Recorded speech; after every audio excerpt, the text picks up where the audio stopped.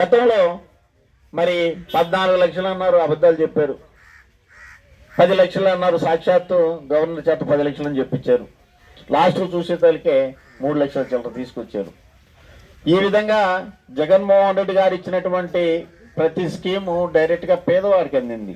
ఈరోజు పేదవాళ్ళని కనుక్కోండి, ఎవరైనా సరే మరి చిన్న చిన్న బొంకులు పెట్టుకొని చిన్న చిన్న వ్యాపారాలు చేస్తున్న ప్రశాంతంగా ఆ రోజు చాలా జల్సాగా ఉండరు. ఎందుకంటే మనీ రొటేషన్ అవుతా ఉండింది. పేదవాడు బజారుకు వచ్చేదని కొనుక్కుంటున్నాడు. తద్వారా వచ్చేసి అన్ని వ్యాపారాలు జరుగుతూ ఉన్నాయి. పేద కుటుంబాలు కూడా చాలా గౌరవంగా ఉండేది, సంతోషంగా ఉండేరు. మరి ఈ రోజు చూడండి, కేవలం 4-5 ఉంటారు. కార్పొరేట్లో ఉండేటువంటి పెద్ద పెద్ద కాంట్రాక్టర్లు, గొప్పవాళ్ళు, వాళ్ళు మాత్రమే ఉంటారు. వాళ్ళకే డబ్బులు అందుతాయి. మరి వాళ్ళు ఒక్కరే ఈ యొక్క రాష్ట్రంలో మనుగడ సాధిస్తూ ఉన్నారు. ఇకనైనా తెలుసుకోవాలి. మరి ఎలక్షన్ అప్పుడు వస్తారు, అబద్ధాలు చెప్తారు, అధికారంలోకి వస్తూ ఉన్నారు. మరి పేదవాడు ఎంత కష్టాలు పడుతున్నా దాన్ని పట్టించుకోరు. పట్టించుకునే పక్కన ఉంటే మరి ఈ రాష్ట్రంలో పేద విద్యార్థులు చదువుకోవడానికి మరి మెడికల్ కళాశాలలు తీసుకొస్తే మరి వాటిని మళ్ళీ ప్రైవేటీకరణ చేయాలంటారు.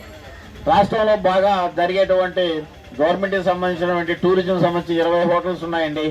వాటిని కూడా ప్రైవేట్ వాళ్ళకి ఇవ్వడానికి దానికి కూడా శ్రీకారం చుట్టేశారు. అంటే గవర్నమెంట్ అనేది ఏమి లేకుండా ప్రైవేటీకరణ చేయాలని ఒక నిర్ణయం తీసుకున్నారు. మొన్నటి వరకు మటుకు విశాఖ ఉక్కు, ఆంధ్రుల హక్కు అన్నారు. మరి అందరూ ఆడ పోయి పెద్ద పెద్దగా అరిసొచ్చినారు. ఈ రోజు దాని గురించి పట్టించుకుంటే మరి ఇది ప్రైవేటీకరణ చేయడానికి సిద్ధం అవుతుందంటే దాని గురించి మాట్లాడేటువంటి ఇక్కడ ముఖ్యమంత్రి లేరు, ఉప ముఖ్యమంత్రి గారు కూడా లేరు. ఎలక్షన్ అప్పుడు వాడుకోవడానికి పనికి వస్తున్నాయి ఇవన్నీ.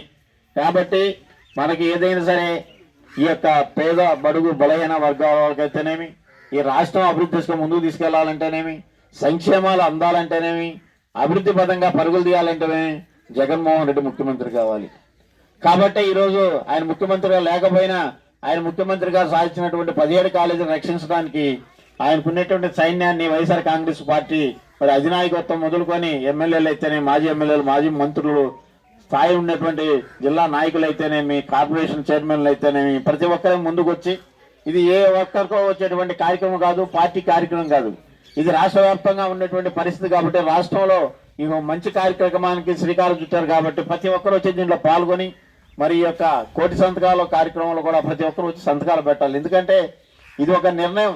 మీరు ఈ చేస్తున్నటువంటి కూటమి ప్రభుత్వం చేస్తున్నటువంటి ఈ యొక్క ప్రైవేటీకరణకు వ్యతిరేకంగా మీరు సంతకం పెట్టేదాన్ని బట్టి మరి గవర్నర్ గారు కలిసినప్పుడు ఈ రాష్ట్రంలో ఉన్నటువంటి జనాభాలో 1 కోటి మంది సంతకాలు తీసుకొచ్చేసి సార్ ఈ యొక్క కాలేజీలు కావాలని, తప్పకుండా ఈ కాలేజీలు గవర్నమెంట్ నిర్వహిస్తే మరి పేద పిల్లలు చదువుకోవడానికి అవకాశం ఉంటుంది.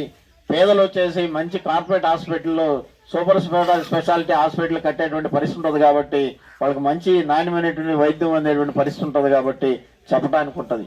కాబట్టి ప్రతి ఒక్కరు ఉన్నటువంటి సర్పంచులు, ఎంపీటీసీలు, ఎంపీపీలు, మాజీ నాయకులు, మాజీ ఉన్నటువంటి సీనియర్ నాయకులు ప్రతి ఒక్కరు కూడా 3వ తేదీ వరకు మనకు అవకాశం ఉంది. కాబట్టి తప్పకుండా ప్రతి ఒక్కరు కూడా ఈ కార్యక్రమాన్ని మరి మీడియా వారు అయితేనే మీ ద్వారా కూడా ప్రతి ఒక్క గ్రామానికి, ప్రతి గడపకి ఈ యొక్క కార్యక్రమాన్ని ముందుకు తీసుకెళ్లి అందరికీ చెప్పి తద్వారా వచ్చేసి ఈ కూటమి ప్రభుత్వం చేస్తున్నటువంటి అన్యాయ దుర్మార్గ ఈ కార్యక్రమానికి మరి అడ్డుకొని రాబో రోజుల్లో కూడా మనం ఈ యొక్క కాలేజీలు సాధించుకున్నాం. కాబట్టి మన ప్రభుత్వం ద్వారా మరి ఇక గవర్నమెంట్ ఈ యొక్క కార్యక్రమాన్ని పూర్తిగా చేసి మరి రాబో రోజుల్లో అవి కూడా ప్రారంభించుకొని తద్వారా ఈ రాష్ట్రంలో విద్యని, వైద్యని కూడా అభివృద్ధి దిశగా తీసుకెళ్తారని మనవి చేసుకుంటూ సెలవు తీసుకుంటా ఉన్నానండి.